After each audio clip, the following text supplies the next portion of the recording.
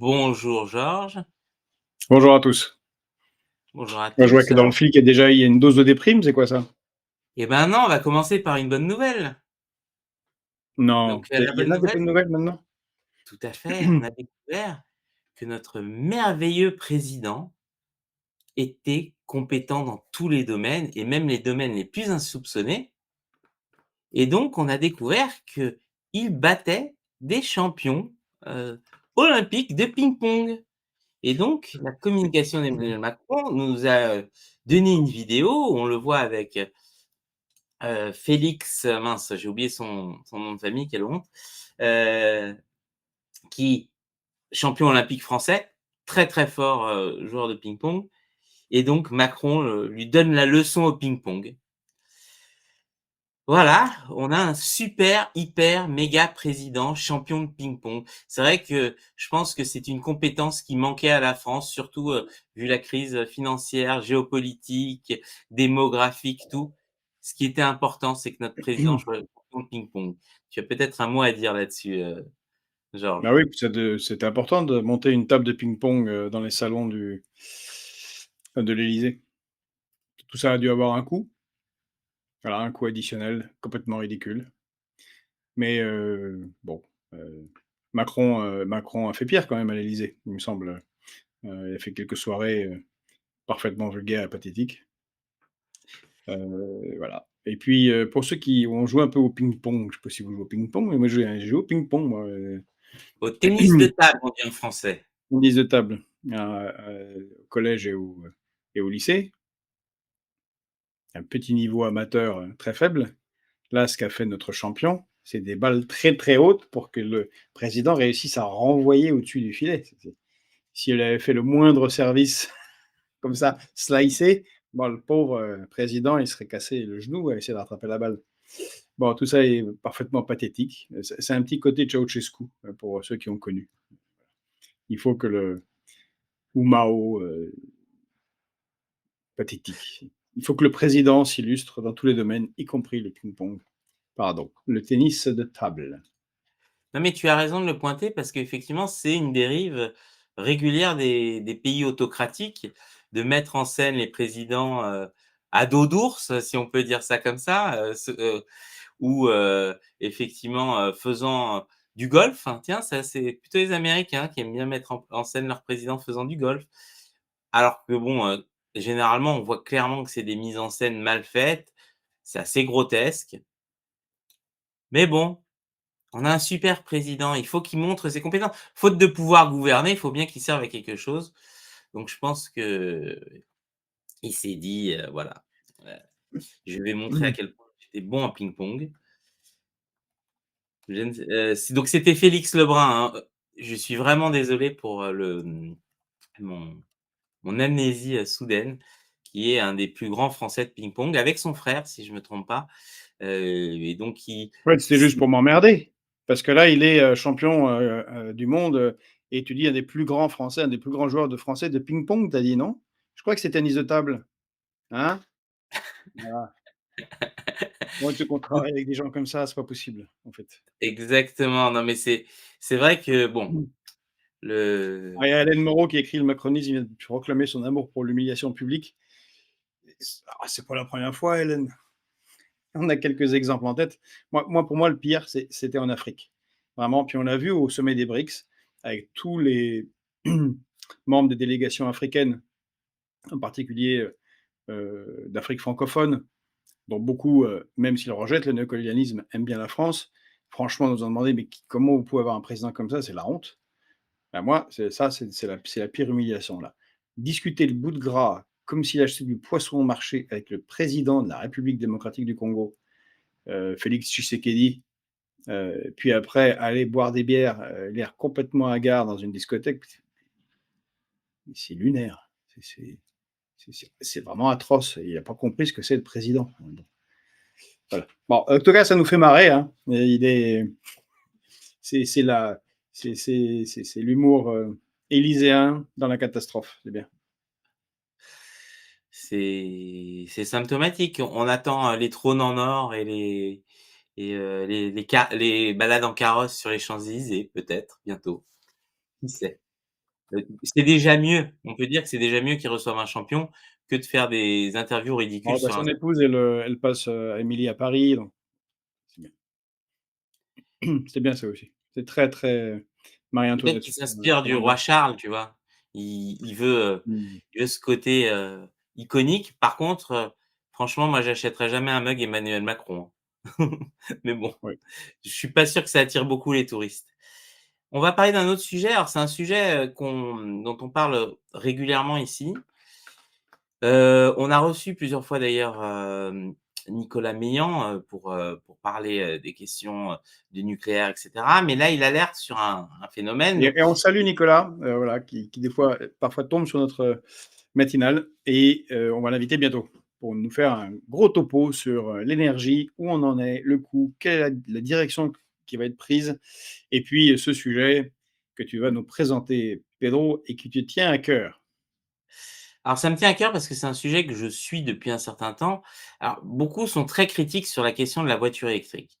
En Europe, en particulier, on a eu un très, très, très, très fort lobbying des constructeurs pour dire à quel point la voiture électrique était le mal. Sauf que de l'autre côté, en Chine, ils ont investi ultra massivement dans la voiture électrique. Ils ont réglé énormément de problèmes technologiques. Le pas il y a plus de cobalt dans les batteries. Ils font des batteries complètement recyclables. Les voitures viennent à 90 de matériaux recyclés Bah, et ça tout fait ça 20 ans qu'ils fabriqué. investissent. Il faut on se moque souvent des Chinois Mmh, et des Indiens, mais ça fait 20 ans qu'ils investissent, on est d'accord?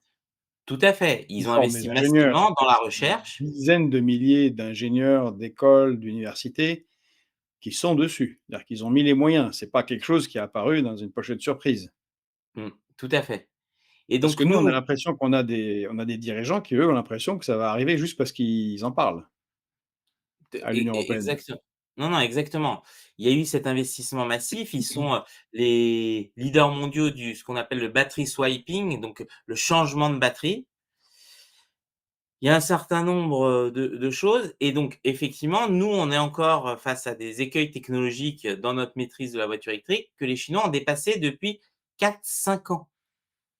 Et donc beaucoup de problèmes qui se posent pour nous, où on dit: «Ah voilà, c'est pas encore prêt». Eux, ils ont déjà dépassé ce stade-là. Ils ont des taxis autonomes un peu partout dans les villes. Quasiment tous leurs transports publics sont déjà en voiture électrique dans la plupart des grandes villes, chinoises et il faut savoir que les grandes villes chinoises, c'est quasiment la moitié de la France en termes de population, du moins les villes secondaires, donc on parle de zones énormes et à force, nous, d'être dans le déni, de la recherche, parce que c'est surtout, il faut comprendre pourquoi. C'est-à-dire que nous, les constructeurs, en particulier français, Stellantis, a préféré reverser des dividendes que d'investir massivement dans la recherche. Ça, c'est un fait. Ils se sont dit: «On est sur, on marche très bien, pourquoi s'embêter? On fait des marges, on n'a pas besoin d'investir». Sauf que les Chinois l'ont fait. Ils sont en train de dominer le marché avec les Américains de Tesla. Et demain, en fait, on va se retrouver dans une situation où on sera des nains technologiquement parce qu'ils se sont imposés. Il faut savoir qu'en Chine, ils ont, ce qu'on appelle des dark factories. Donc, et il y en a beaucoup. Ce que c'est une dark factory, c'est que l'usine est tellement robotisée qu'il y a même plus besoin d'humains. Et comme il y a plus besoin d'humains, il y a plus besoin de lumière dans l'usine. Donc l'usine tourne dans le noir. Et donc Xiaomi, BYD, plein de ces gros constructeurs ont des usines où il n'y a plus d'humains et tout est fabriqué automatiquement par des robots. Et nous, on en est encore à se poser la question: comment on fait? Comment? Et on va se prendre ça en pleine tête Ben, on se le et prend déjà. Alors, ce qui est intéressant, juste pour faire une césure, parce que tu as engagé plusieurs sujets. Il y en a mmh, un qui est intéressant là, dans les dark factories. Pourquoi les Chinois font ça? Pourquoi est-ce qu'ils font des systèmes automatisés? Et pourquoi les Japonais travaillent aussi énormément dessus? Parce que tu parles des Chinois, mais les mmh, Japonais sont à fond dans la robotisation depuis toujours, y compris dans la robotisation pour le service aux personnes. Pourquoi ils font ça? Parce que les Chinois, qui sont 1,4 milliard, vont perdre beaucoup de leur population d'ici la fin du siècle. Enfin, beaucoup. Ils vont se retrouver à 800 millions, 1 milliard, et ils vont avoir un problème démographique. Comme il y a un gros problème démographique au Japon. il n'y a pas assez d'enfants par femme, vieillissement de la population, et quand on améliore les conditions de vie, comme ça a été fait en Chine aussi, eh bien, les gens vivent plus longtemps, et bon, il n'y a pas assez de travailleurs pour soutenir la croissance. On a deux options. L'option qui est choisie depuis les années 60 en Occident, c'est d'amener de la main-d'œuvre bas coût, immigrée, ou alors de délocaliser les usines. Mais on a très très peu investi, enfin en tout cas ces dernières années, sur l'automatisation, la full automatisation. Et c'est ce que font aussi les Russes, parce que les Russes sont aujourd'hui dans un problème économique. Le seul problème économique important qu'ils aient, c'est qu'ils n'ont plus de main-d'œuvre. Voilà. Ils sont à moins de 3% de chômage, c'est du chômage résiduel, d'où une inflation des salaires. Enfin bon, on a des vidéos avec les économistes russes qui vous expliqueront tout ça. Mais et donc le problème, c'est comment faire. Eh bien, ils sont en train de surautomatiser leur ligne de production pour pas se retrouver dans une impasse, soit de ne pas pouvoir produire, soit de devoir amener de la main-d'œuvre ou de délocaliser leurs usines, car ils ont compris, eux, Chinois et Russes, en regardant l'Occident, que, une émigration totalement incontrôlée, bah, c'est pas bon. Et encore pire, euh, délocaliser les usines, c'est une catastrophe pour le pays dans les 20 ou 30 années qui suivent, là où on en est, nous, aujourd'hui. Et comme c'est écrit dans le fil, et je pense par Happy Fushoku, ben, il ne suffit pas de mettre de l'argent pour accélérer la recherche. Voilà, les politiciens croient que la vie est un jeu mobile. C'est qu'on n'a plus d'industrie qui est nécessaire à la recherche. Enfin, pas plus, mais on n'en a pas assez. Et on n'a pas assez d'ingénieurs, on n'a pas assez de formation, et on n'a pas assez de débouchés, et on a perdu beaucoup de compétences techniques. Donc voilà, les choses vont pas se faire d'un coup. Et Nicolas Meillan a raison, j'espère qu'ils ne vont pas nous mettre dans le vent. Plus que ce qu'on Alors, est déjà. moi, je pense que là, d'ailleurs, on le voit, il y a un certain nombre d'articles qui parlent justement, ils sont impressionnés. L'Europe a imposé des sanctions douanières aux constructeurs chinois et donc des sanctions, des taxes pour, justement, augmenter les prix et les Chinois ont répondu en descendant leur prix de 30 et restent rentables. Parce que justement, bah, quand une usine est complètement automatisée et que la chaîne de production est complètement contrôlée, puisque la différence aussi structurelle, hein, des entreprises chinoises versus les entreprises européennes, c'est que en Chine, ils maîtrisent l'intégralité de la chaîne de production, de l'extraction de minerais, c'est le cas par exemple de BYD, à la fabrication de batteries, à la fabrication de toutes les pièces.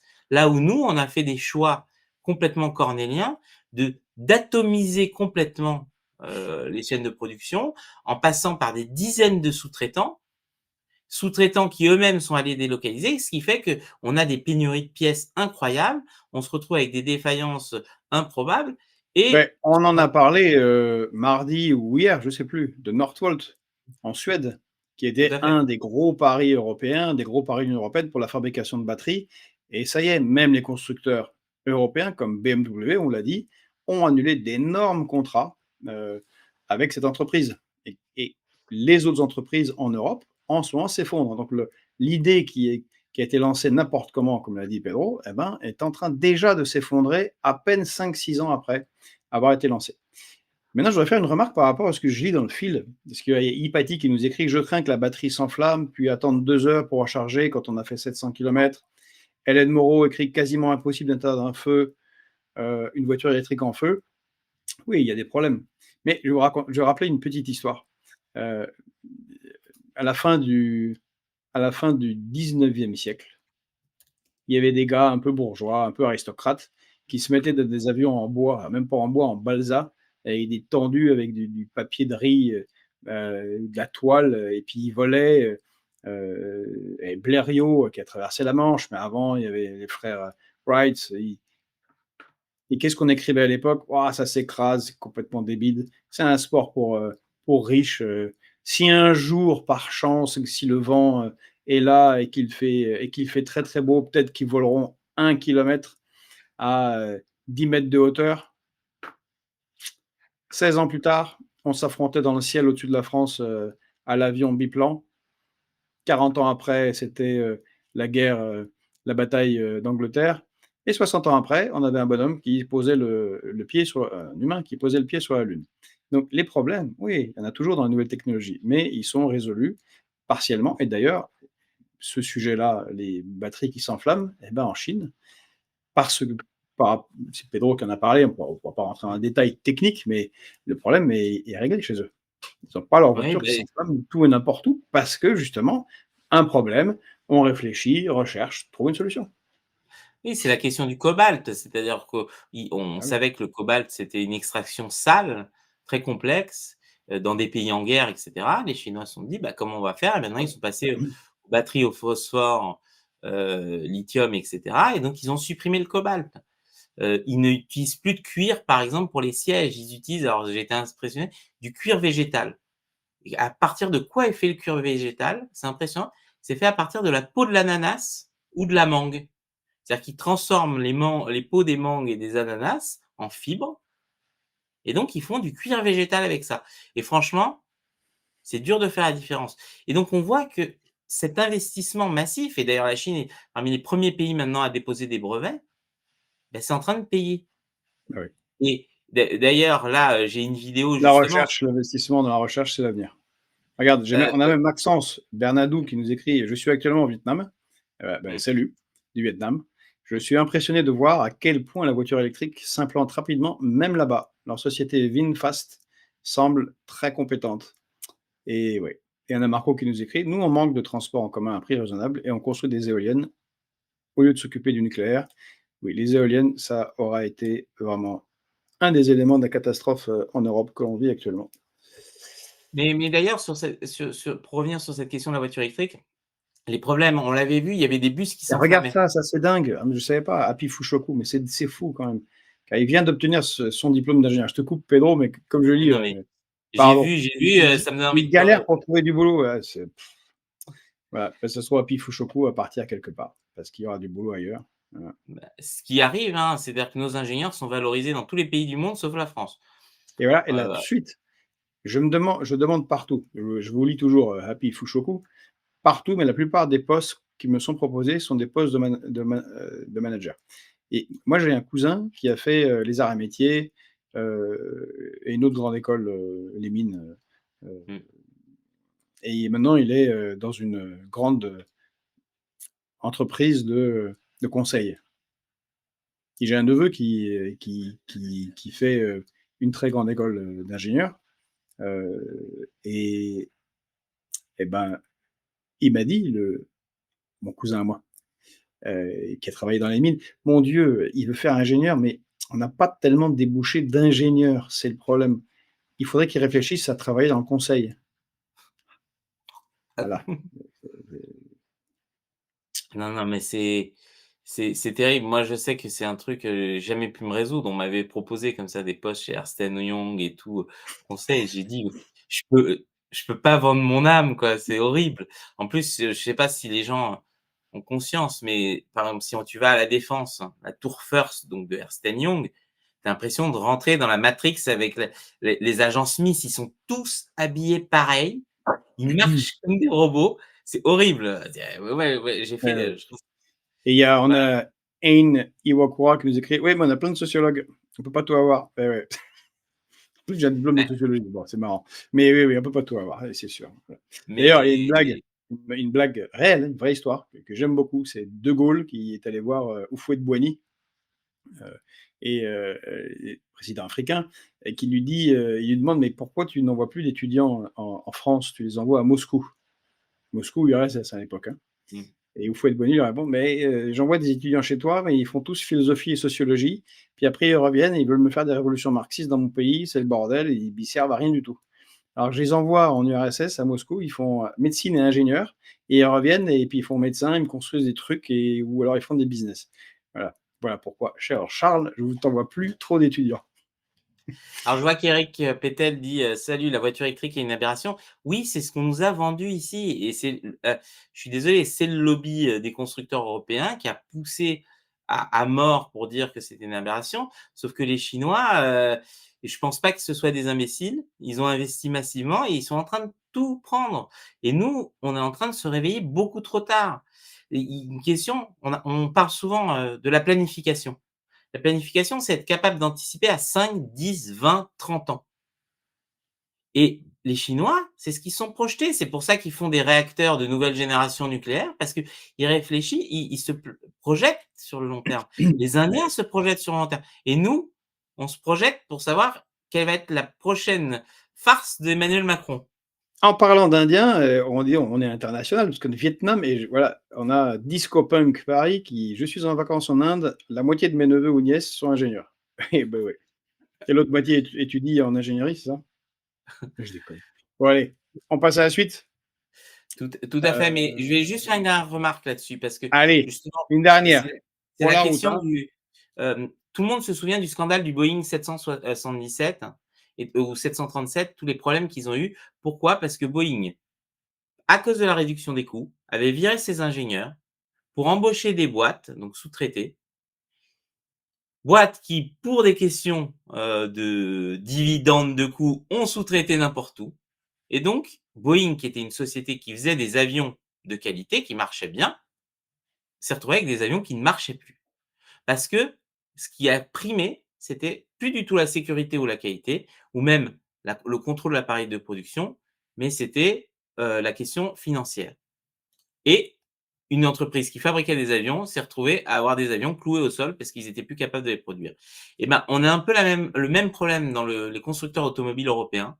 Ils ont suivi exactement la même logique et la même logique crée les mêmes effets. C'est-à-dire que si aujourd'hui, effectivement, il y a autant de retard sur la voiture électrique, s'il y a autant de retard sur les nouvelles technologies dans le cadre de l'automobile, sur la voiture automatisée, hein, parce que ce soit Tesla ou les Chinois, ils sont très loin sur la voiture autonome. Et je suis désolé, quel est le constructeur français aujourd'hui qui peut prétendre avoir des voitures autonomes? Il n'y en a pas. Tout ça parce que c'est seulement la logique du manager et des coûts qui a été pris en compte. Et c'est Voilà, vrai Disco que Punk, confirme, il dit: «Oui, les autres sont sont étudiants en ingénierie ou en médecine». Bon, voilà. Encore, il y a une remarque là, mmh, heu dit Paty, on a assez de lithium, changement de batterie, pas un problème écolo. Et Happy Fushoku écrit: «Quand la voiture thermique a été créée, c'était aussi une aberration, lent, lourd, en cas d'accident, les gens dans la voiture explosaient littéralement». C'est pour ça que j'ai parlé de l'avion au début, peut-être que vous n'avez pas entendu, mais les premiers avions, c'était n'importe quoi. C'était des trucs, des types qui étaient sur qui pédalaient en l'air, dans des costumes, 3 pièces, dans des avions en balsa, avec des roulettes de poussettes. Donc tout le monde se moquait d'eux, c'est ridicule, ça volera jamais. Et puis un jour, et à chaque fois, c'était ah oui, ça peut servir de Première Guerre mondiale, ça peut servir pour le combat aérien, pour la reconnaissance, mais ça sera jamais stratégique. Puis la Deuxième Guerre, c'était stratégique avec bombardement non stratégique. Oui, mais il y aura jamais de voyage de masse. Et hop, le voyage de masse. Bon, bah, en fait, si. alors on m'accuse de faire de l'actionnaire bashing parce qu'effectivement les pauvres actionnaires, si on m'écoute, ne pourront plus vivre à leur faim, ils ne pourront plus vivre de leur rente et ni de l'exploitation des travailleurs. C'est vrai, je suis d'accord et j'en ai strictement rien à faire des actionnaires donc Allez, mais bon. On va passer au je vois prochain qu'on est un peu sujet. à la bourre, non? Non, non, non, ça va, ça Si, va. si. Heu le prochain sujet qui est un sujet que toi tu as traité hier, Georges, qui est ultra, choquant parce que on voit on a passé, on va dire, on va dans une escalade et qu'il y a plus de limite, même sur, les logiques de protection des corps diplomatiques, qui est la question des gendarmes arrêtés sur le sol diplomatique français. C'est-à-dire, ils sont en Israël, mais ils sont dans la représentation diplomatique française, par des policiers israéliens. Est-ce que tu peux nous en dire plus? Ah, vous l'avez peut-être, vu, cette séquence, un peu délirante, où, vous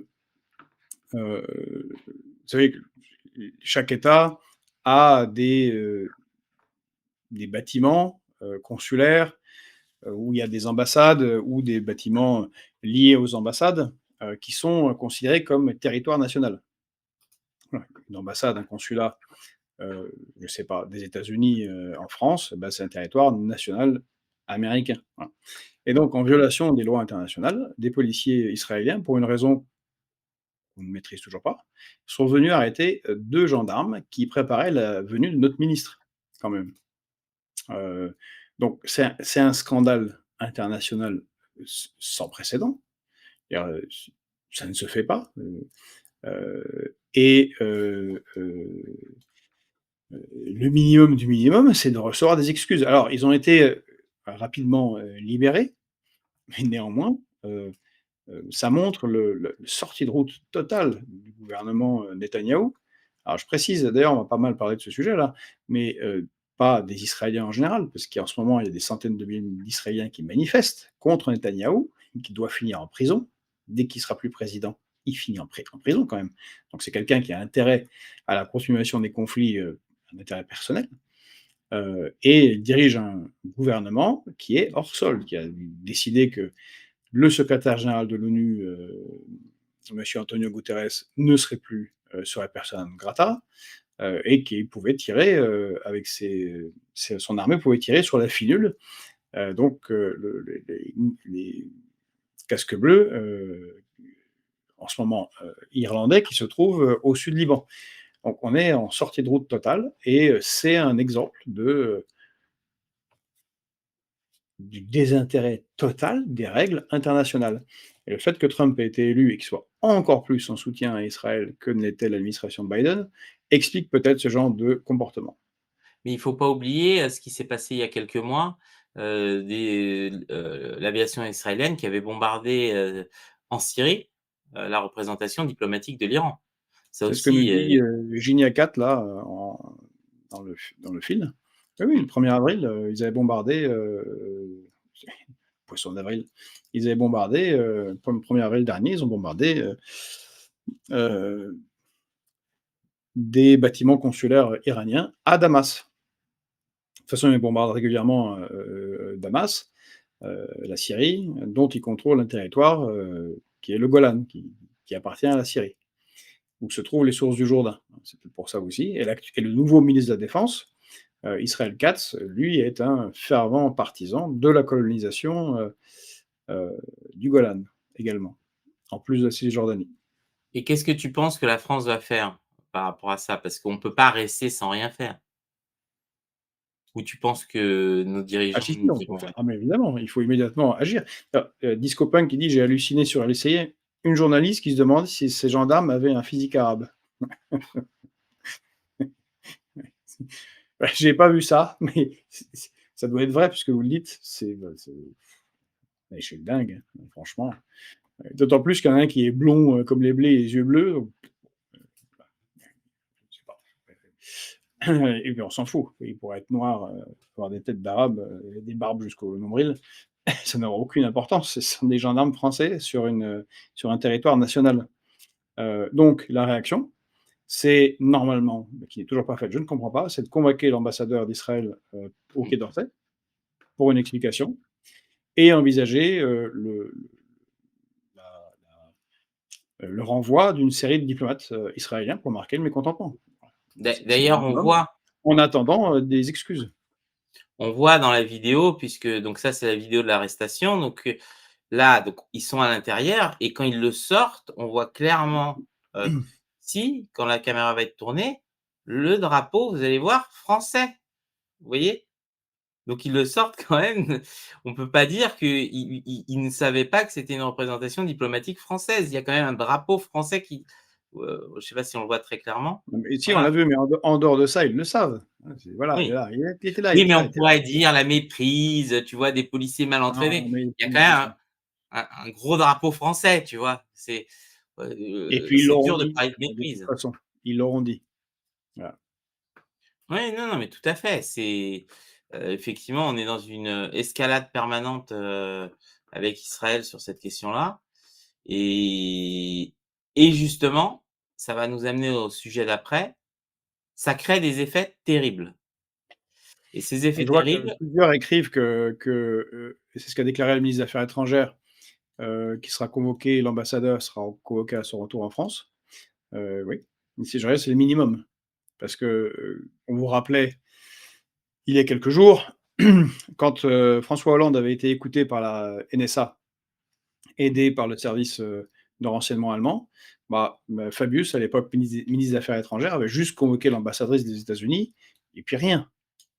Convoquer, c'est pour faire quelque chose, c'est pas juste pour convoquer et pour, dire: «On a convoqué».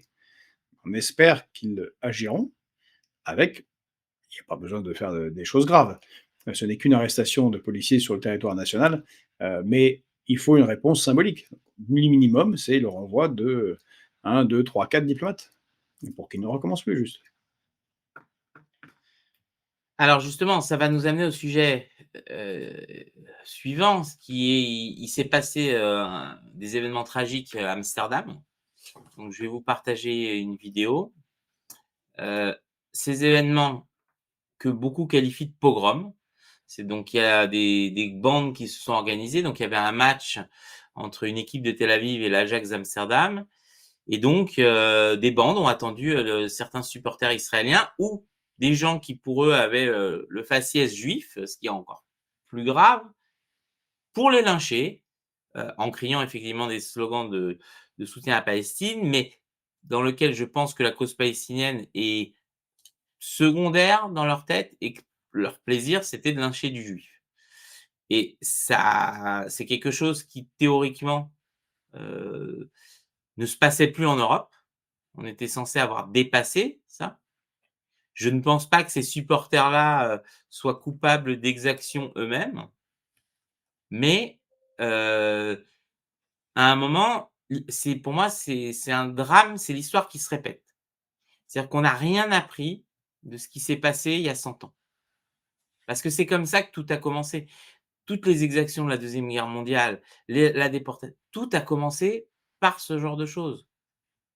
Parce que d'un seul coup, on stigmatise et ça peut être les juifs, les roms, les homosexuels, les tziganes, ça finit toujours comme ça. On prend une catégorie de population, on va la stigmatiser, rendre responsable de tous les, maux de la terre et après ça finit toujours très mal. Heu, j'ai parlé de, moi, de mon vécu personnel. Ma grand-mère est venue de Russie, à l'époque de la Russie tsariste, en France. Elle racontait que sous la Russie tsariste, donc elle était juive, les Cosaques rentraient régulièrement dans les maisons et défonçaient tout et qu'elle, elle avait une maison de poupée et plusieurs fois les Cosaques sont venus et ont piétiné sa maison de poupée. On parle des années, avant les années 10, hein, 1916, donc avant la révolution et qu'ils ont pris son père et qu'ils l'ont suspendu à un crochet de boucher. Ça l'a traumatisée à vie. Même à 90 ans, elle en parlait encore et pourtant, à 5 ans, je ne pense pas qu'elle était coupable de rien. C'est pour ça que par la suite, ils ont quitté, effectivement la Russie, ils sont venus en France. Mais de revoir effectivement cette logique qui a conduit aux mêmes effets, moi je trouve ça dramatique. Donc peut-être tu as un commentaire là-dessus, Georges, mais moi je pense qu'il faut qu'on fasse un vrai examen de conscience parce qu'on peut plus aussi bien on peut pas tolérer les crimes qui se passent à Gaza, mais on peut pas non plus tolérer que sur le sol européen, on recommence les mêmes conneries qu'il y a 100 ans. Oui, ce ne sont pas des conneries, ce sont des crimes. Oui, non mais Heu, des conneries, bon. c'est totalement inacceptable. Je veux dire, on l'avait dit, nous, de nombreuses fois dès le 7 octobre. Alors, ça concerne le territoire national français, la France. Il ne faut pas que la guerre entre, Israël, et la Israéliens et Palestiniens, soit, ramenée en France. D'autant plus que la plupart des gens n'ont absolument aucun rapport, direct, à ce qui se passe, là-bas. Donc là, on a une augmentation en ce moment, grave, des actes antisémites, heu, plus ou moins corrélés, à ce qui se passe, plutôt en prétexte, avec ce qui se passe, et qui est terrible, ce qu'on le dit aussi, nettoyage ethnique en cours à Gaza, pour se permettre de faire, bah, des exactions contre les juifs parce que juifs. Donc c'est très, très grave ce qui s'est passé à Amsterdam et là encore, non seulement sur le plan éducatif, le rappel de ce qu'est l'antiracisme n'est pas fait, mais les sanctions ne sont pas là. Il y a une impunité. On fait ça beaucoup trop facilement. Donc voilà, je crains assez pour la suite de ce qui pourrait se passer, en Europe, à ce sujet. Oui, surtout que ce qui est oublié, trop Et comme le dit régulièrement, Fifi, 70 encore. Et d mais même il s'opposerait pas. En fait, beaucoup de juifs s'opposent au camp Israël de Netanyahou et génocide des génocide, le terme est incorrect, le nettoyage ethnique des Palestiniens. Il y en a plein qui s'y opposent, à l'étranger, en Israël même. Mais quand bien même ils s'y opposeraient pas, heu, aucune raison de poursuivre des juifs qui sont à Amsterdam. Quel rapport ils ont, en fait? À part d'être juifs. Imaginons, qu'on poursuive, des musulmans, parce que des terroristes posent des bombes au Bataclan. C'est du même ressort, c'est un crime raciste, point, qui doit être puni sévèrement. Non, tout à fait. Alors j'ai partagé l'image, c'était donc, les supporters du PSG justement qui eux aussi, avaient, ce bandeau, Free Palestine. On voit clairement effectivement, que l'importation du conflit, est un business, qui est prospère et il faut pas oublier que le gouvernement Netanyahou utilise ces exactions contre les juifs pour pousser à l'ALIA pour qu'il ait un contingent plus important pour pouvoir faire la colonisation. Donc pousser les Oui, juifs mais européens dehors, ça ne fait que renforcer le problème, aussi en Palestine. oui, mais il y a une nette différence entre, des gens qui tabassent des juifs, parce que juifs, Mmh, et des gens qui, déroulent une banderole Free Palestine. mmh, Le tout à problème fait. là, c'est que le ministre de l'Intérieur, veut engager une procédure. Pour la C'est illégal. banderole? Oui, Oui, en fait non, non, mais mmh, vous regardez la banderole, je d'ailleurs, vais la n'importe repartager. quelle banderole, vous pouvez être d'accord avec ou pas d'accord avec, les gens, il y a pas un appel au massacre, des juifs là. Non, C'est Free Palestine.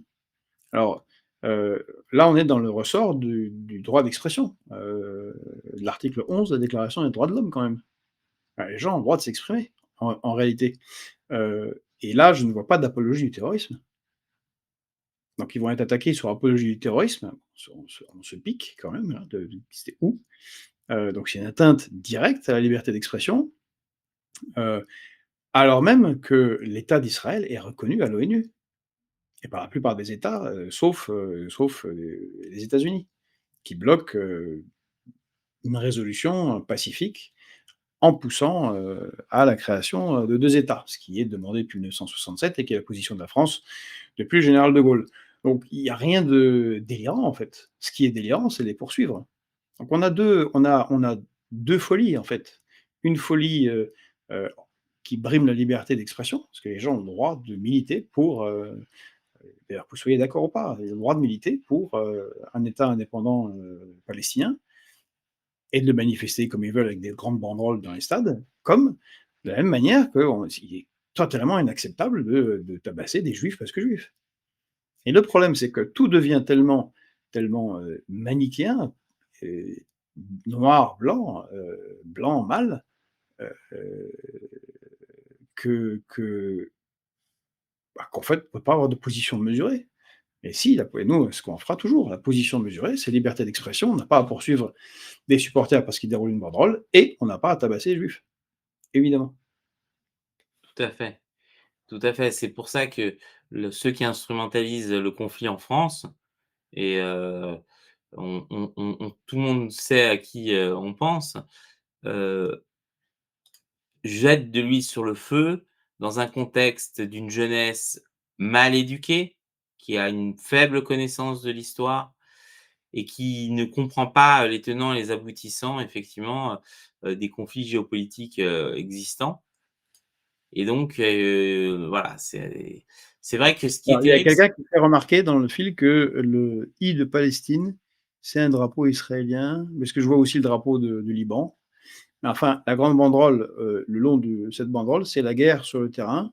Bon, OK, jeu de foot, j'imagine, mais la paix dans le monde. Bon, c'est pas non avec une colombe. Bon, c'est pas non mmh, plus, ils appellent pas, il me semble, à raser Israël sur le truc là.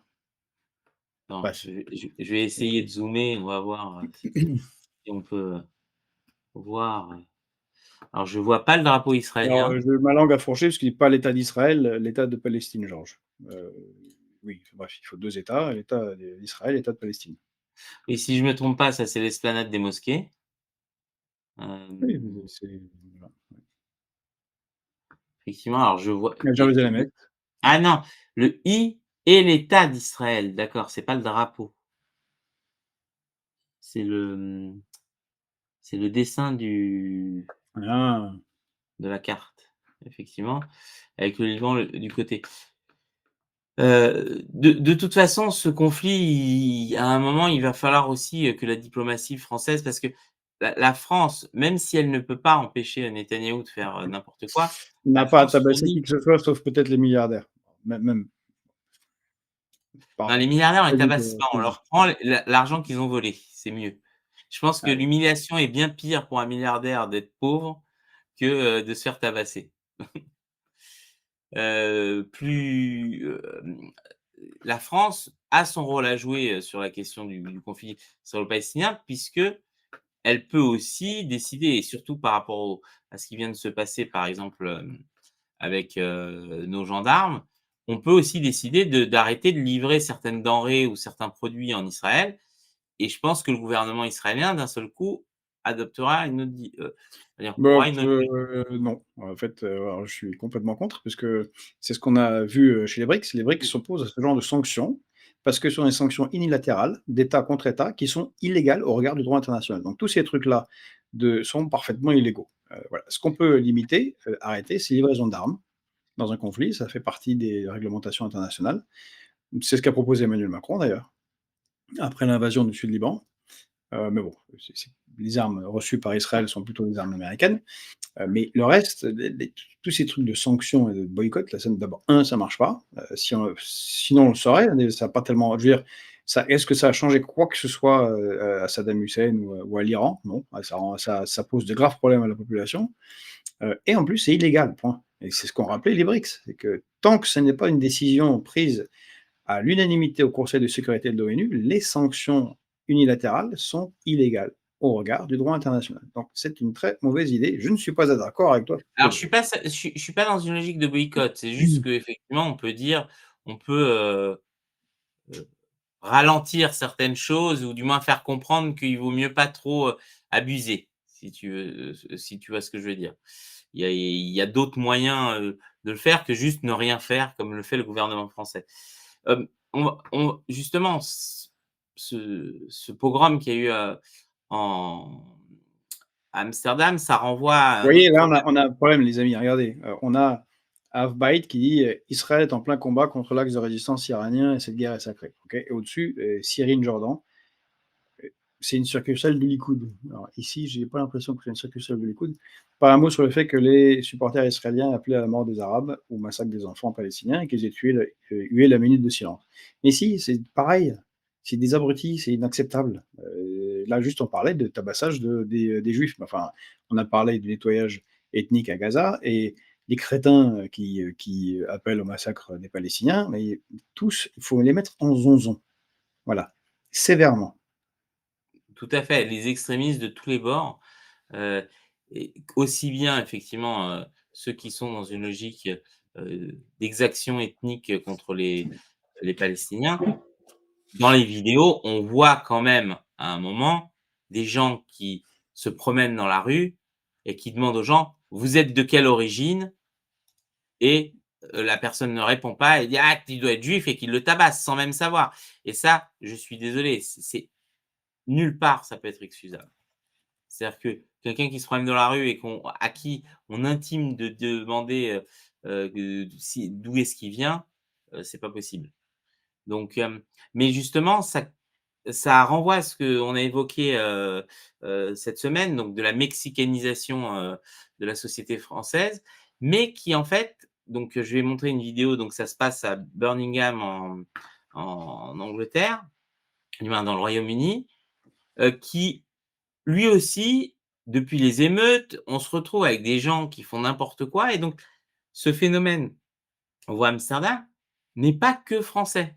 C'est l'Union européenne quasiment entière où il y a ces troubles-là. Et donc cette mexicanisation, elle n'est pas qu'une mexicanisation de la France, mais bien, on a vu en Espagne, un peu partout, mais bien du territoire européen. Donc est-ce que tu as quelque chose à dire là-dessus, Georges, sur les causes et les effets? Ouais, je réagis juste à ce qu'écrit Centre NGI. En dessous, il y a une banderole, oui, la guerre sur le terrain, mais la paix dans le monde. Mais il parle du terrain de foot, en fait. C'est des tifosi, c'est des ultras supporters de foot, ils sont débiles. Donc quand il parle de la guerre, c'est sur le terrain, c'est sur le terrain du foot. Mais la paix dans le monde, bon, quand même. Maintenant sur ce qui se passe à Birmingham, mais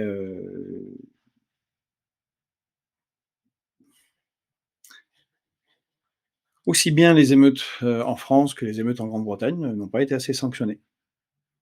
Mmh. Les gens se baladent sans aucun problème. On a une, c'est freestyle, hein. On a parlé l'autre jour de de la vente des kalachnikovs, dans notre pays, la mexicanisation, c'était hier, on parlait du sujet de mexicanisation, heu, bah, ça fait partie du processus. Donc il ne faut pas que s'étonner que les Français considèrent cela. Mais le problème, c'est qu'en laissant faire ce genre de choses, quoi que ce soit, tabassage de juifs, tabassage de musulmans, exactions sur les Roms, et tirer sur des commissariats, des émeutes non réellement punies, dans un contexte de crise, ça finit mal. Je me rappelle il y a quelques années, des militaires avaient écrit une lettre, au président, appelant à saisir les choses, sinon l'armée le ferait et interviendrait dans les quartiers, dans les cités, dans les villes. Moi, je m'étais évidemment opposé, parce qu'on ne peut pas, appeler un putsch, mais il faut bien comprendre que si les pouvoirs publics laissent aller, laissent faire et que ce genre de choses s'aggrave, ça sera quand on n'aura pas juste aux petits faits divers dans la presse quotidienne régionale. Ça finira par un putsch. On ne peut pas avoir la paix civile menacée à ce point. Donc c'est terrible. Bah, surtout qu'avec la multiplication des armes, on l'a vu dans les pays, justement, dans le cas de la mexicanisation, ça commence au lance-mortier et ça finit au lance-roquettes, hein. Puisque ça a été dans les favelas au Brésil ou même au Mexique, c'est pas au mortier, de feu d'artifice, c'est au lance-roquettes que les mecs ils font après. Et donc la question c'est, heu, à quel moment on dit: «Il faut une réponse ferme, il faut reprendre la main, sur cette jeunesse», parce que c'est la jeunesse, c'est en déshérence. Alors, issu de l'immigration pour beaucoup, avec lequel sans perspective, qu'on a mal intégré. Et alors certains font remarque que le Royaume-Uni n'est pas dans l'UE. Oui, mais c'est un phénomène européen. Même en Suisse, la Suisse qui est pourtant, pas le pays, le plus, on va dire, troublé, a des problèmes à l'heure actuelle parce que on a importé énormément de gens avec des cultures différentes sans prendre le temps de les intégrer, de leur expliquer les codes culturels, que ces gens, en plus, on les a concentrés dans des zones ensemble, qu'on a favorisé le communautarisme et d'un seul coup, on se dit: «Ah bah, ça va bien se passer». C'est marrant Et parce que j'ai en vu. dehors du communautarisme, parce que c'est un problème, mais on laisse faire les groupes mafieux. Quand on parlait de mexicanisation hier, c'est que les groupes mafieux, on les laisse s'implanter et on les laisse monter en gamme, entre guillemets, en gamme. C'est-à-dire, du grand banditisme qui était quand même très, très, très, finalement contrôlé, jusqu'il y a une vingtaine d'années, on laisse monter avec une libéralisation, entre guillemets, de la vente d'armes, de l'usage des armes, voilà, c'est sans sanction réelle. Il y a des moyens de nettoyer, des poches comme ça. On prendrait les mesures nécessaires, on choisirait une bonne grosse cité, avec ce genre de proto-Zetas, à la mexicaine, investir, par les forces de l'ordre, le RAID et le GIGN, en arrêtant tout le monde et en saisissant et leurs caches d'armes et leurs caches de drogue. On en fait 2 ou 3 de suite, normalement le message est envoyé. Non, on fait pas ça. Alors, certains nous disent: «Pourquoi on parle du match de foot?» et cetera. C'était par rapport à ce qui s'était passé à Amsterdam et voilà, c'est la question. Alors certains nous accusent de ne pas parler des champs. Si, il faut dénoncer les tout ce qui ne va pas. Oui, c'est pour ça que juste avant, dans la séquence d'avant, pour ceux qui sont arrivés un peu après, on a dénoncé l'attitude d'Israël vis-à-vis, de nos ressortissants français et des gendarmes français. Il ne s'agit pas de prendre parti d'un côté ou de l'autre, il s'agit de trouver une solution pour rétablir la paix. Et donc, tout ce qui est inacceptable Non, mais on d'un soulignait côté le ou de droit. l'autre doit être dénoncé. L'idée là, les chers auditeurs, l'idée était de rappeler le droit en France Mmh. et en Europe.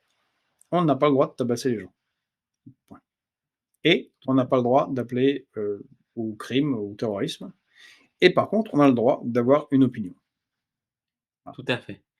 Bon, Alors, on allez, va on la va suite. on va enchaîner sur un autre sujet qui n'a rien à voir, qui est, Bruno Le Maire qui l'inénarrable Bruno Le Maire qui revient, devant les sénateurs parce que les gens quand même l'ont un peu mauvaise, en lui disant, ouais, en lui demandant et c'est suffisamment rare en France pour pouvoir, le noter, un peu des comptes sur ce qui s'est passé parce que bon, il a toujours dit: «Tout va bien, tout va bien, tout va bien». Mais comme dit, l'adage, le plus dur, c'est pas la chute, c'est l'atterrissage et vu qu'on a atterri, on a un peu mal et donc qu'est-ce que tu peux nous en dire, Georges? Bon, c'est ça le sujet, principal. Tout le reste sert à détourner les yeux de ce qui se passe, autour du budget, à l'Assemblée nationale et au Sénat. Donc on a là Bruno Le Maire, notre ancien ministre de l'économie, qui a été pendant 7 ans ministre de l'économie. On est d'accord? Donc qui est un peu responsable de l'état des finances publiques, qui est devant une commission du Sénat, heu, pour répondre sur les questions liées à la dégradation des finances publiques. Il faut rappeler que cette commission du Sénat, c'est elle qui avait alerté. Alors, commission du Sénat composée de gens de droite, de notables, de gens bien, enfin, c'est pas des bolcheviks révolutionnaires, encore une fois, hein, c'est des sénateurs de droite, pour la plupart d'entre eux, puisque le Sénat est tenu par les républicains. Ces gens-là, ils sont pas, champions de la révolution, ont utilisé des mots forts. Ils ont parlé de mensonges d'État avant, les élections, en parlant, du budget. Ils ont parlé avant, ils avaient parlé de comptabilité d'État insincère. Et donc, on a une explosion de la dette. On a découvert au fur et à mesure de l'été, pendant les élections et pendant toute cette période, on n'arrivait pas à former de gouvernement. Bruno Le Maire dévoilait, feuilletonnait, comme dans une série, comme une série Netflix, toutes les semaines, tous les 10 jours. «Ah, il y a 10 milliards ici. Ah, il y a 15 milliards ici. Ils sont glissés. Mais c'est lié à ceci, c'est lié à cela». Bien sûr, jamais responsable et jamais coupable. Mais on avait une image, des comptes publics qui devenait de pire en pire, de semaine en semaine. On se souvient des scènes ubuesque, de monsieur Charles de Courson, plutôt de droite, avec, Éric Coquerel de la France insoumise, allant, tous les 2 traverser, dans Paris, de Bercy, à Matignon pour chercher les informations sur le budget. Chose que, constitutionnellement, Bercy doit transmettre aux commissions, des finances publiques de l'Assemblée nationale et du Sénat. Bon, on est en sortie de route totale. Et donc, il est devant cette commission. Et Bruno Le Maire reconnaît, alors je lis: «Une grave erreur technique d'évaluation des recettes dont nous payons le prix». Alors il dit: «J'ai glissé sur une banane, j'ai mal estimé les recettes et voilà». Il s'est planté dans sa formule Excel, c'est ça? C'est incroyable, on dirait que ChatGPT a fait la formulation. C'est, une erreur, une grave quand même, mais grave, hein, grave erreur technique d'évaluation des recettes. Donc les dépenses, ont explosé et 2, les recettes, rentrent pas. Bon, heu Moi, je propose, Georges, qu'on aille dans un restaurant étoilé, qu'on aille manger et qu'à la fin on dit: «Ah mais on avait que 20 €, on a fait une grave évaluation de nos recettes». Voilà, c'est ça. Ça effectivement, ça finirait mal, Pedro, tu as parfaitement raison. Bon, en gros, et puis aussi, il essaie dans cette commission, comme ils l'ont fait avant, de faire porter le chapeau sur les collectivités locales. Alors qui bien sûr n'ont pas toutes, évidemment une saine gestion, des fonds publics, mais ça n'a rien à voir. C'est un mensonge encore. C'est le dépassement des dépenses d'État n'ont rien à voir avec, les collectivités locales. Donc c'est responsable, mais pas coupable, le classique. Voilà, puis il dit: «J'ai pris les bonnes décisions nécessaires, blablabla». Tout ça est tout à fait très intéressant. Heu, à chaque fois, ils remettent le truc en disant: «C'est le quoi qu'il en coûte, on a sauvé l'économie française». Bon, d'entendre ça quand on voit l'état de l'économie, on en parlait encore ces jours-ci, quand malheureusement on parle de ces sujets régulièrement, mais c'est la réalité dont on parle assez peu dans les médias de masse, c'est le nombre de fermetures d'entreprises qui explose de mois en mois. Bon, donc ça a bon dos. Et puis c'est aussi, le ministre de l'économie qui voulait mettre l'économie russe à genoux. avec un succès encore une fois extraordinaire, hein. On le voyait dans le fil, certains rappelaient que les sanctions sur la Russie, ça a très, très bien marché, mais non, c'est un effet retour catastrophique pour nos économies. En fait, ces gens-là ont fait des choix suicidaires. Suicidaires pour nos comptes publics, et il se passe quelque chose actuellement qui est délirant. En ce moment, il y a, à l'Assemblée nationale, heu, le PLF, le projet de loi de finances. Ils sont en train d'essayer de faire le budget. Alors ce soir, la première partie, devrait être rejetée et partir au Sénat. La première partie, c'est celle des recettes, mais les dépenses ont même pas été regardées. Donc le Sénat, ça va être envoyé au Sénat. Le Sénat va même pas regarder la partie dépenses, ça sera seulement analysé rapidement en commission. Il y a aussi le PLFSS, le projet de loi de finances de la sécurité sociale, et les délais constitutionnels sont déjà dépassés. Dépassés. On n'est plus dans les clous. Heu, le Sénat ne va examiner que le texte initial, et c'est ce qui va se passer là avec, le projet de loi de finances. Ça discute à l'Assemblée nationale, chacun propose des amendements, il faudrait financer ci et moins financer ça. En fait, il y a un cirque en ce moment à l'Assemblée nationale, donc c'est pas seulement, Bruno Le Maire et toute cette équipe, qui a quitté le gouvernement qui se moque de nous, c'est une bonne partie des députés. C'est un cirque actuel total, car tout ça n'aboutira à rien. Le budget est toujours pas là. Donc ce qui va se passer, c'est qu'on va se retrouver dans une situation, qui est celle de l'article 47 de notre constitution. Je vous le lis, je crois que c'est l'alinéa 4. Si le parlement ne s'est pas prononcé, clairement, hein, dans un délai de 70 jours, les dispositions du projet de finances publiques, du budget, peuvent être mises en vigueur par ordonnance. Voilà. Donc on va avoir un gouvernement minoritaire, mal élu, dont représentant le plus petit groupe à l'Assemblée nationale, composé de macronistes qui ont perdu, et de LR, qui vont faire un budget par ordonnance dans un contexte de crise économique et de crise de la dette.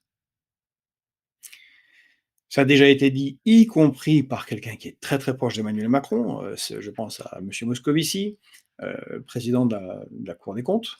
Il a dit que ça serait le budget le plus dur à faire de toute l'histoire de la Ve République, et que ça serait un budget de très, très forte austérité, puisqu'il faut, compenser toutes ces pertes, qui ont été accumulées par, entre autres, Bruno Le Maire, donc évidemment Emmanuel Macron.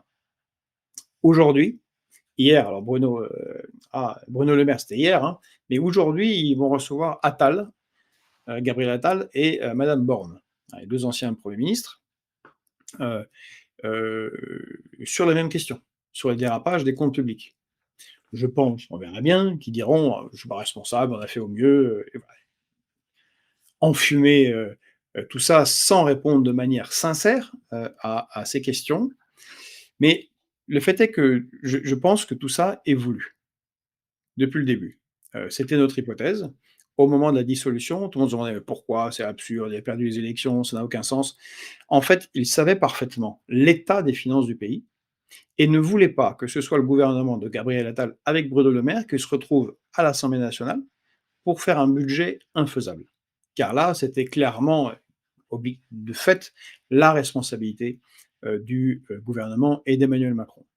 Là, comme les Français comprennent pas tous ces histoires de PLF, de budget, de comment ça fonctionne, on peut embrouiller un peu tout le monde, puis il se passe d'autres choses, et on embrouille, on embrouille, on embrouille, et puis c'est Bruno Le Maire, c'est les Républicains, c'est autre chose. C'est pas nous qui sommes responsables. De diluer la responsabilité. C'est ce que fait Emmanuel Macron. C'est la dissolution a servi à ça, et en plus, ça a servi, je crois, à autre chose, c'est préparer, le coup de massue, de thérapie de choc qui va nous tomber dessus et sur toute l'Europe, de politiques d'austérité graves, telles qu'elles sont exigées par le rapport Draghi, Mario Draghi, qui est sorti après les élections européennes pour pas que ce soit la bérésina totale, et qui est exigé par la Commission, européenne, présidée par madame von der Leyen. Ce sont des politiques d'austérité lourdes, fortes, pour avancer encore plus vers le néolibéralisme en Europe et la fédéralisation. Ça sera, le choc, que vont subir les citoyens européens. Je pense que l'espoir, c'est que ça les assomme tellement que la fédéralisation passe, où le processus de fédéralisation avance le plus possible. Georges, mais tout ça, c'est Emmanuel Macron l'a dit hier, c'est à cause de l'influence des véganes en France, puisqu'il a dit: «Le monde est fait d'herbivores et de carnivores. Si on décide de rester herbivores, les carnivores gagneront. Je pense qu'au moins ce serait pas mal de choisir d'être des omnivores». Cette citation est réelle, il a vraiment dit ça et donc voilà. Il a vraiment dit ça. Mais il a dit ça, et c'est peut-être notre dernier sujet, c'est, sur le sommet, alors tout à coup le titre m'échappe, le sommet, En européen, Hongrie. en Hongrie. Voilà, le sommet la réunion de la communauté politique européenne. Merci Pedro.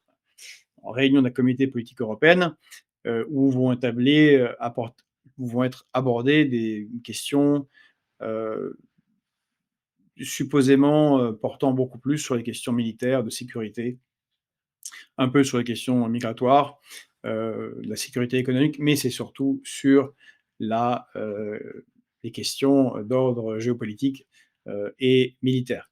Et là, ce qui se passe, c'est qu'on a quand même des dirigeants européens qui ont pris un coup de massue sévère, avec l'élection de, Donald Trump. C'est-à-dire qu'ils ont cru à leur propre illusion que ça serait, Kamala Harris qui gagnerait et que les choses continueraient de la même manière. Alors, on en a parlé hier, ça ne veut pas dire que l'État américain va changer. En fait, il y a assez peu de choses qui vont changer. On a déjà parlé, on n'a pas répété hier, entre la diplomatie sous Donald Trump et sous celle de Biden. Mais l'orientation globale qui sera prise par Donald Trump devrait être à une forme de retrait du conflit en Ukraine pour se concentrer sur le Proche-Orient, le soutien à Israël et l'opposition à la Chine, dans l'espoir, je pense complètement improbable maintenant, de décorréler un peu la Russie et de la Chine, et donc d'accepter les concessions à la Russie. À mon avis, c'est ça ce qu'il y a dans le projet de Trump et de Vance, quand on lit ce qu'ils ont déclaré pendant toute la campagne. Mais le fait est que, et on l'a vu là en Hongrie, lors de ce sommet, les Européens, les dirigeants européens veulent pas ça. Donc on n'est même pas dans une situation où une éventuelle discussion entre Trump et Poutine pourrait amener à une résolution du conflit, en tout cas à un gel du conflit en Ukraine. C'est qu'on a une manifestation de dirigeants européens qui ne veulent pas de cet arrêt. Et d'ailleurs, en marge de ce sommet, Zelensky, rassuré par ce qui a été dit, en particulier par Emmanuel Macron, a là récemment déclaré, qu'est-ce qu'il a déclaré? Qu'il rejette l'idée de tout cessez-le-feu ou de concession à la Russie. Voilà. Ça a été rappelé par le Financial Times, en échange d'un accord de paix. Bon, c'est tout simplement un refus d'un accord de paix. De toute façon, les termes, compte tenu de la situation militaire, sont très très durs pour l'Ukraine, en tout cas pour Kiev, puisque les Russes exigent le retrait complet de l'armée ukrainienne des 5 oblasts déjà occupés, et la neutralisation totale, c'est-à-dire la non-entrée par traité international, la non-entrée de l'Ukraine dans l'OTAN. Bon. Mais Georges, tu n'as pas appris? Zelensky a trouvé la solution pour, la question ukrainienne et c'est parce que justement, c'est par rapport à une annonce que tu as fait hier.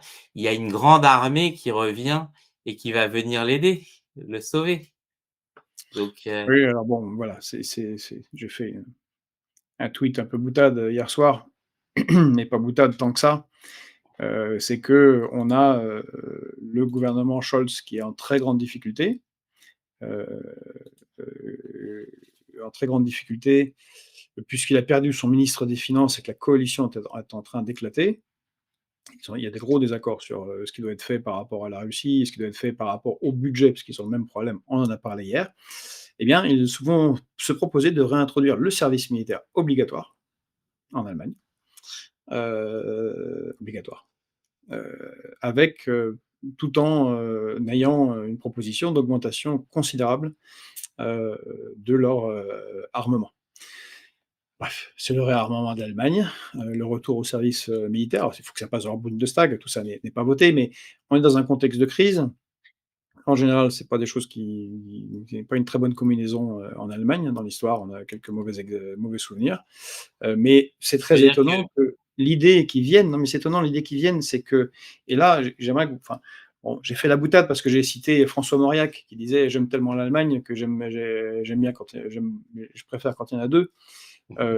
C'est que ce réarmement, cet appel au service militaire, obligatoire, va dans le sens de ce qu'a écrit Mario Draghi dans son rapport sur l'état de l'Union, c'est où il écrit que l'économie va mal, les pays sont endettés, la productivité est pas bonne et qu'il va falloir faire 800 milliards d'emprunts par an, par les États européens, garantis par les États européens, pour, entre autres, réarmer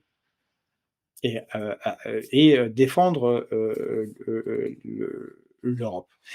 Donc ce qu'on voit là se passer, à Budapest, c'est dans ce sommet, c'est la continuation de cette folie qui est la fédéralisation de l'Union européenne, en passant par la crainte d'une guerre et donc en réarmant, l'Europe, qui achètera énormément de matériel militaire, hein, Donald Trump va s'en assurer, il le fera aussi bien que Joe Biden. De toute façon, il l'a dit clairement plusieurs fois, devant les industriels d'armement américains, et puis il n'y a pas beaucoup d'autres options, hein. Mais aussi le développement de l'industrie d'armement européenne, car bientôt, ce sera de l'armement européen qu'on a très peu en fait, qui va être envoyé, en Ukraine. Donc c'est la continuation de la guerre en Ukraine. Je crois que ce sera un effondrement encore plus avancé et qu'à la fin, la Russie va finir par avoir 50 du territoire ukrainien actuel dans ses frontières, mais qui permettra, encore une fois, de justifier, cette volonté de fédéralisation. D'où le blabla hier, un peu ridicule d'Emmanuel Macron sur les herbivores et les carnivores. Mais ce qui, en dehors de cette métaphore, un peu stupide, un peu ridicule, il faut bien noter qu'il parle bien de l'Europe, il ne parle pas de la France. tout à fait. Mais moi, je pense que tu es un peu complotiste. Une plus grosse armée, allemande et plus de Panzer, il y a aucune raison pour que ça finisse mal.